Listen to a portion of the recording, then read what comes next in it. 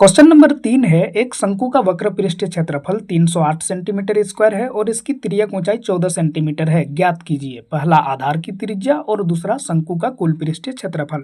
तो सबसे पहले हम क्वेश्चन नंबर 3 के पहले भाग को सॉल्व करते हैं। पहला भाग में हमें क्या निकालना है, आधार की त्रिज्या यानी आर निकालना है। ठीक है, अब हम यहाँ पर क्या करेंगे, क्वेश्चन में जो हमें दिया गया है उसको लिख लेना है। ठीक है, तो देखिए यहाँ पर तिर्यक ऊंचाई 14 सेंटीमीटर है, तो मैं यहाँ पर लिख लेता हूँ तिर्यक ऊंचाई को किससे लिखते हैं, एल से।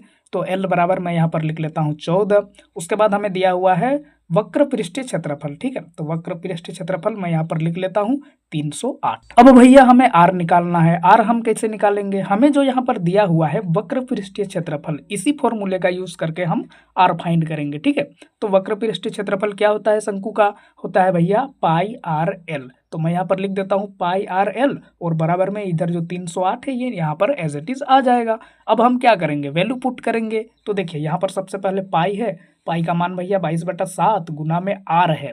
आर का वैल्यू तो हमें पता नहीं, तो आर को मैं यहाँ पर एज इट इज आर रहने देता हूँ और गुना में यहाँ पर है एल। एल यानी तिर्यक ऊंचाई, देखो यहाँ पर कितना दिया हुआ है 14, तो मैं यहाँ पर लिख देता हूँ 14 और बराबर में ये जो 308 है ये इसके आगे एज इट इज यहाँ पे आ गया। अब आगे हमें क्या करना है, देखिए यहाँ पर 7 है और यहाँ पर 14, इन दोनों को कैंसिल आउट किया जा सकता है। चलिए कैंसिल आउट कर देते हैं, 7 का 7, 7 दूनी 14। ठीक है, अब हमारा ऊपर ऊपर क्या बच गया, ये है 22 और ये है 2। तो 22 और 2 को गुना करते हैं तो हमें क्या मिलेगा, 22 दूना 44 और गुना में ये आर इसके आगे एज इट इज आ गया और बराबर में ये 308 जो है ये यहाँ पर एज इट इज लिख देंगे। अब भैया हमें यहाँ पर क्या करना है, हमें आर का वैल्यू चाहिए, तो मैं यहाँ पर आर लिख लेता हूँ, बराबर में ये 308 को एज इट इज लिख लेता हूँ। अब यहाँ पर देखिए आर और 44 आपस में क्या में है, गुना में। ठीक है, तो आर को मैंने साइड कर लिया है, तो 44 को दूसरी ओर भेजना पड़ेगा। अब ये गुना में है, दूसरी ओर भेजेंगे तो ये भाग हो जाएगा, तो ये यहाँ पर बट्टा में चला गया 308 के नीचे। अब लास्ट में हमें क्या करना है, ये जो 44 है इस 44 से 308 को कैंसिल आउट करना है। ठीक है, तो 44 से जब हम लोग 308 को कैंसिल आउट करेंगे तो हमें मिलेगा 7 और इस तरह से बच्चों हमारा आर का वैल्यू निकल चुका है 7।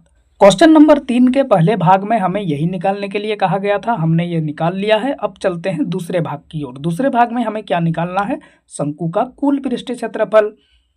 तो मैं यहाँ पर लिखता हूँ शंकु का कुल पृष्ठीय क्षेत्रफल बराबर जो होता है पाई आर ब्रैकेट के अंदर एल प्लस आर। ठीक है, अब फॉर्मूला के अकॉर्डिंग हम वैल्यू पुट करेंगे। तो देखिए सबसे पहले यहाँ पर पाई है, तो पाई का वैल्यू हो गया 22/7, ये आपको पता है। और इसके बाद है आर, आर हमने अभी निकाला, कितना निकाला था 7। ठीक है, तो यहाँ पर मैं लिख देता हूँ आर की जगह गुना में 7 और ब्रैकेट के अंदर क्या है एल प्लस आर यानी 14 प्लस में 7। आगे हम क्या करेंगे, देखिए यहाँ पर एक 7 है और यहाँ पर एक 7 है, हम क्या कर सकते हैं, इन दोनों को आपस में कैंसिल कर सकते हैं। ठीक है, तो ये वाला 7 से ये वाला 7 मैंने कैंसिल आउट कर दिया। अब मेरा यहाँ पर क्या बचा 22, तो मैं यहाँ पर 22 को एज इट इज नीचे लिख लेता हूँ और यहाँ पर देखिए ब्रैकेट के अंदर क्या है 14 + 7, 14 + 7 करेंगे तो हमें मिलेगा 21, तो यहाँ पर हो गया ब्रैकेट के अंदर 21। अब देखिए एक वैल्यू ब्रैकेट के बाहर और एक वैल्यू ब्रैकेट के अंदर, ऐसे सिचुएशन में क्या होता है, दोनों नंबरों के बीच में गुना हो जाता है। ठीक है, तो 22 को जब 21 से गुना करेंगे तो हमें मिलेगा 462